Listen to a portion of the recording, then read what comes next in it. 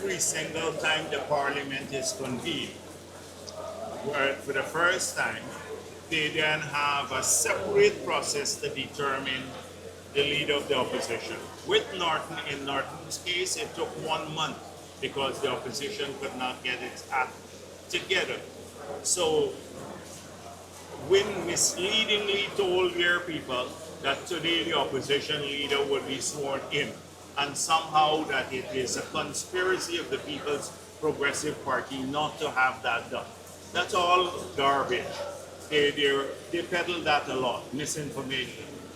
The tradition has been that on the first day of the convening of Parliament, everyone takes the oath of office, and then there's a separate process that is initiated by the Speaker, where he convenes all of the people from the opposition to elect. There is no opposition leader elect as yet, contrary to what Wynne is saying.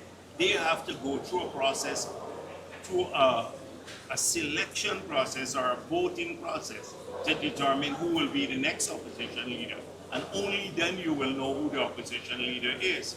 I suspect the reason that Azruddin Mohammed is so anxious about this because he's hoping that the appointment somehow as a member of parliament or opposition leader would stave off the troubles that he has with the United States of America, where he said up to the 21st of September they were mocking us, saying Jagdeo was lying on the campaign trail, that nothing happened, look, I'm here. The indictment came, he was saying to people, I would resolve the issue with the United States of America. I remember when he came out of Umaniyana and was asked by the media, he said that will go away.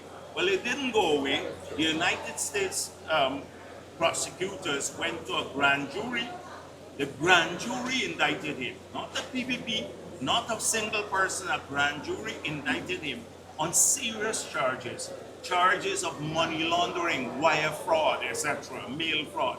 These are huge offenses in the United States of America with a 20 years maximum jail term.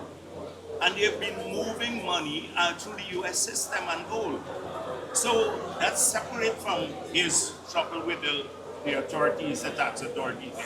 The indictment came, so they said, oh, the indictment is there, the extradition will not come. The extradition request came from the United States government, and now he's facing that, the extradition request. And it's going to go through the courts. He'd have due process. But at the end of the day, we have extradited people for less offenses than Mohammed is charged for, indicted for in the United States of America.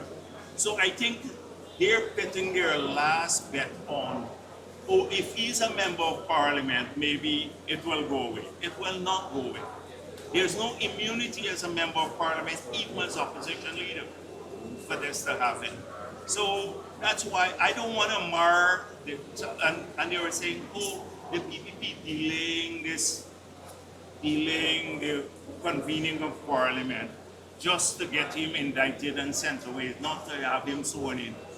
No government in the world, every government in the world will maximize its term in office. We've had 2 months more. Today we are starting the term. Today we're starting the term, so we've had the last 2 months like a honeymoon period. Which government would not want to? Assuming it was 3 months, we could have started 3 months down the road, we would have taken the full period. Whether Azruddin Mohammed was there or not, Wynne was there or not, we've done that in the past. We've maximized the period in which Parliament is convened after an election to fit. It's constitutionally determined. So it's determined that 4 months after the dissolution of Parliament, so it's within the Constitution. But they play the victim all the time, hoping for public sympathy. It's not going to work.